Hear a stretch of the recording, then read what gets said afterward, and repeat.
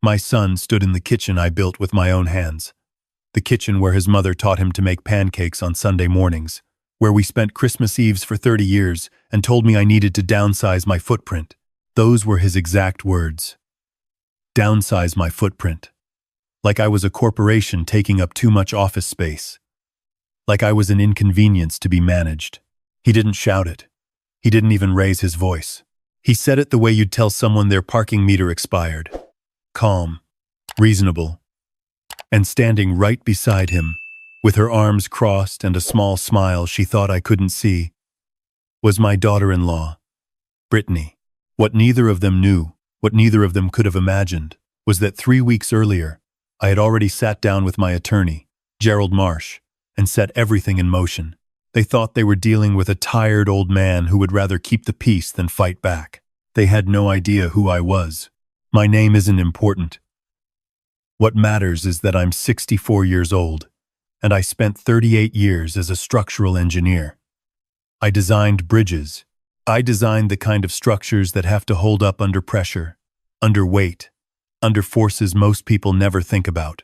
I have spent my entire career understanding how things break, and more importantly, how to make sure they don't. I raised my son, Daniel, alone, after his mother, Carol, passed away from breast cancer 11 years ago. He was 26 when we lost her. I watched him fall apart, and I watched him put himself back together, and I was proud of the man he became, or the man I thought he became. The house we're talking about is not some modest little bungalow. It's a 4-bedroom colonial on 2.5 acres in western Pennsylvania. I designed structural modifications myself. I poured sweat into every addition, every renovation. Carol planted the garden along the back fence.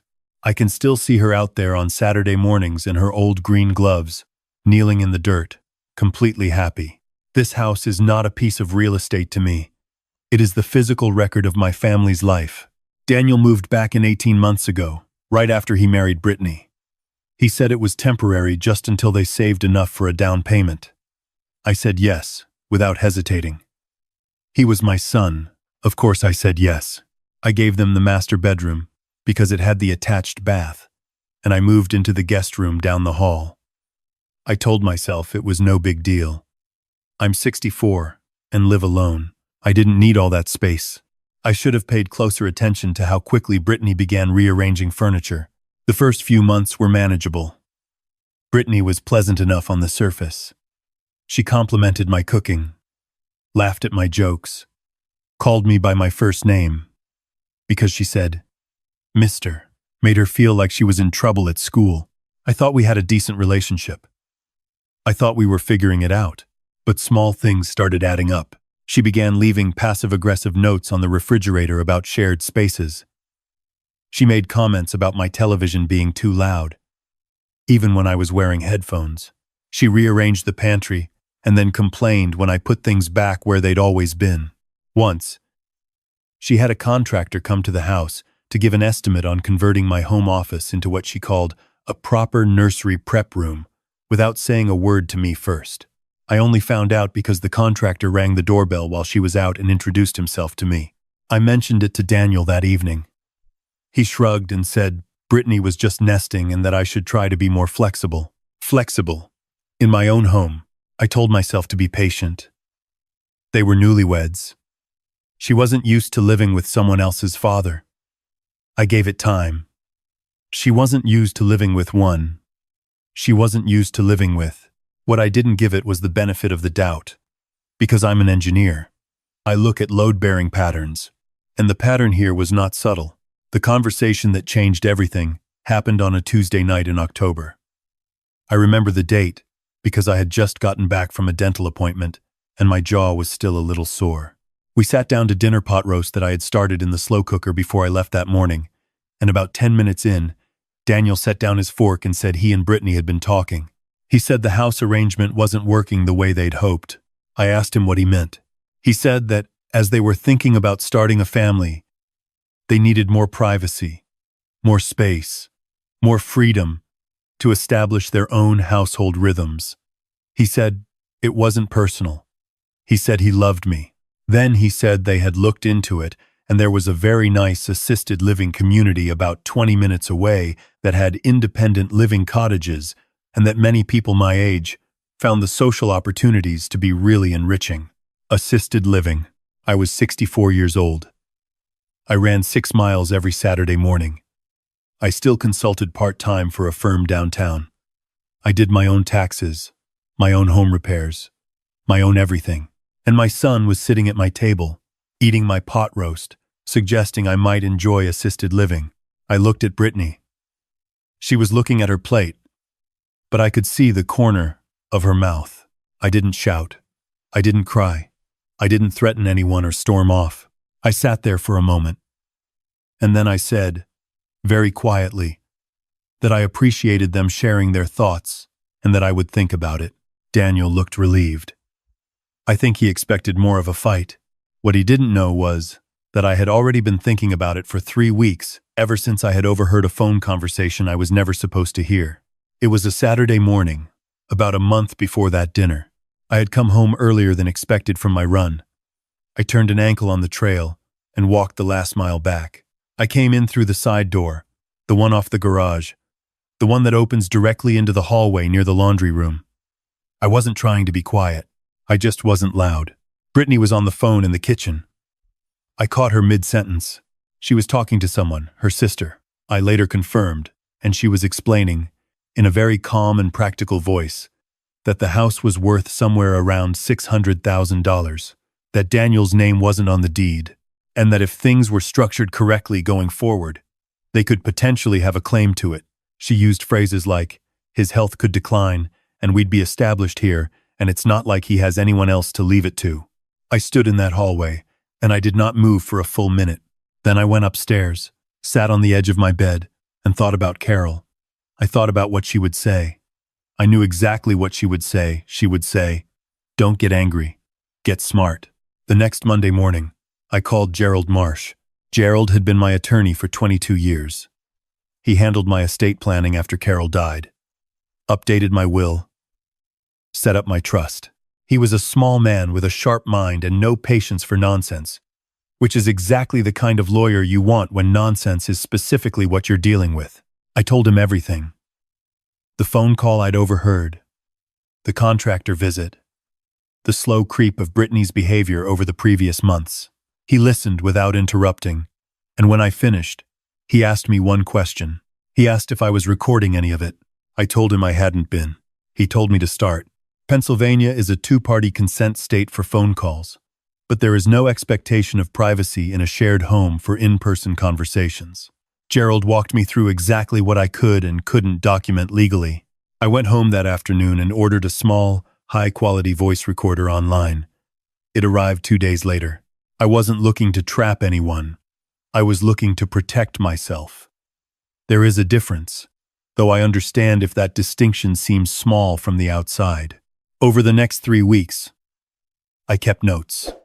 I documented the contractor visit with dates and the contractor's business card. I took photographs of notes Brittany left that I felt were inappropriate. I recorded 2 conversations, both in common areas of the home, both initiated by Brittany, in which she made comments about what would happen to the house and making sure Daniel was protected in ways that, in context, were fairly revealing about her intentions. I also did something else. I called my nephew, a real estate attorney in Pittsburgh, and had a long conversation about the deed, the trust, and what protections were already in place. It turned out my estate planning after Carol's death had been thorough enough that there was very little Brittany could do legally, as long as I was alive, alert, and not making decisions under undue influence. Gerald confirmed the same thing. The problem wasn't legal vulnerability. The problem was my son, and that was the part that kept me up at night. After that Tuesday dinner, after Daniel suggested assisted living, I told them I needed a week to think. Daniel seemed genuinely grateful for that. He probably thought I was softening.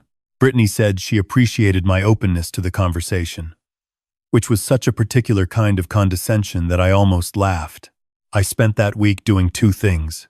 The first thing was having a second meeting with Gerald, where we finalized an updated version of my estate documents, and he sent a letter not threatening, just informative to an address, Brittany's sister had apparently been mailing documents to, just to establish a paper trail, just to make it known that I had counsel and that counsel was paying attention. The second thing I did was more important. I wrote my son a letter. Not an email. A letter. On paper. In my handwriting. I wrote it at Carol's old writing desk in the corner of the living room, the one she used for Christmas cards every year. I told Daniel I wasn't angry at him. I told him I understood that marriage changes a person's center of gravity. But I also told him the truth, what I had overheard, what I had documented, what I had learned. I told him that I loved him too much to pretend none of it was happening, and that I was asking him, as my son, to really see what was going on around him. I left it on his pillow on a Thursday night. By Friday morning, he had read it. I was in the kitchen making coffee when he came downstairs. He looked like he hadn't slept. He sat down across from me and didn't say anything for a long time. Then he said, "Dad, is this real?" I told him it was. He asked me to show him. I showed him the recordings not because I wanted to use them as a weapon, but because he deserved to hear the truth in a voice he recognized. I watched his face while he listened. I watched something shift in him. It wasn't dramatic. There was no shouting.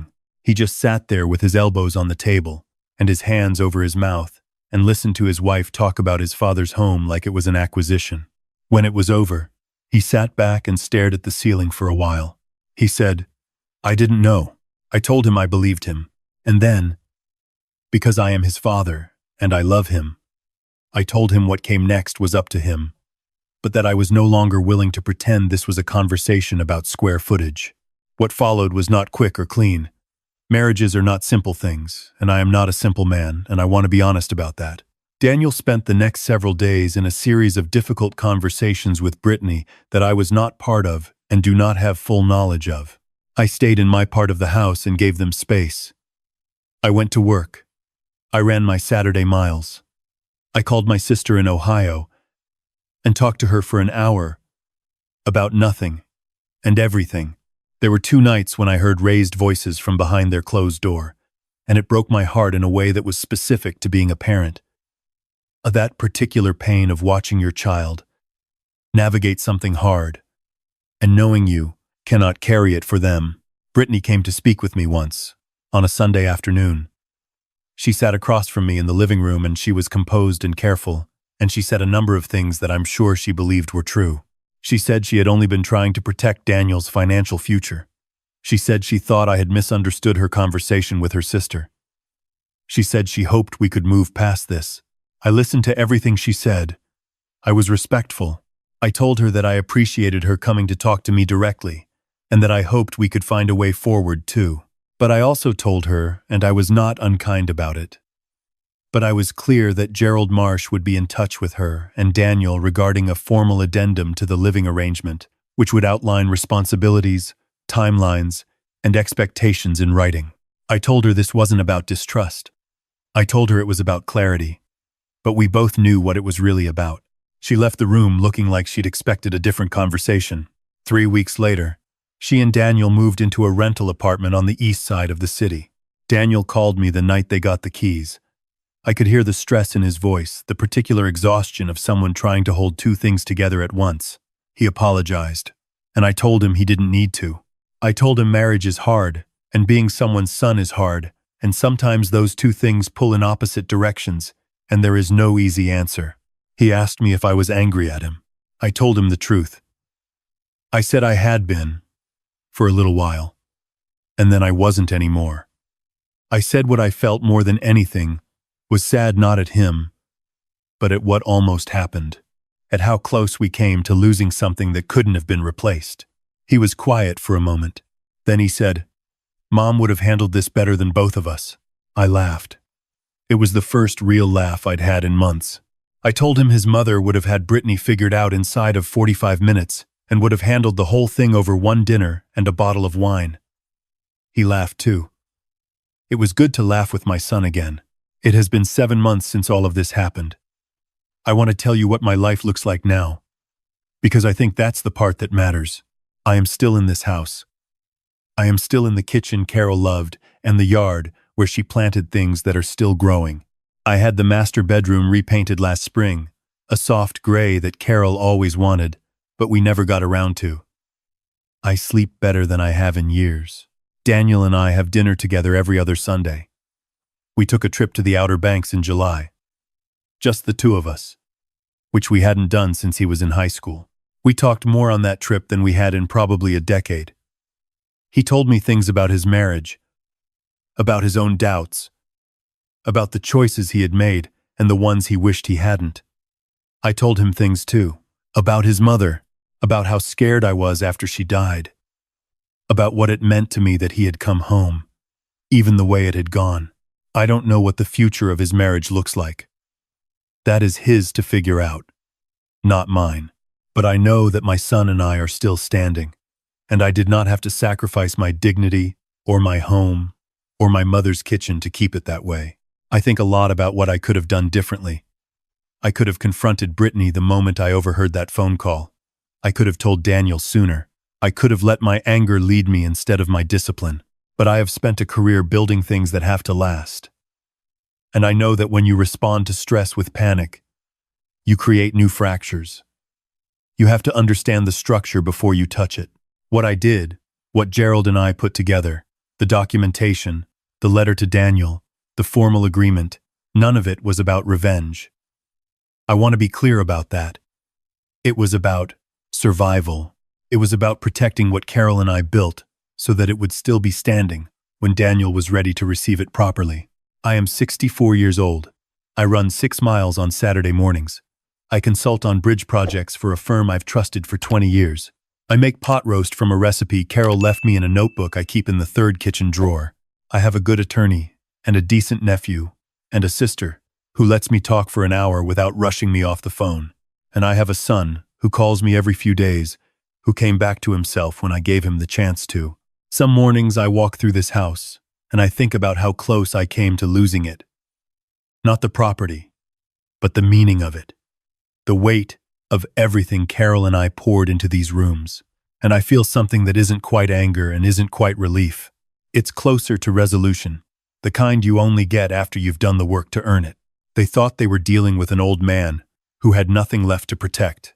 What they forgot, what people often forget, is that a man who has already lost the most important thing in his life is not afraid of a fight. He has already survived the worst. Everything after that is just engineering. You find the load. You understand the forces. You build something that holds.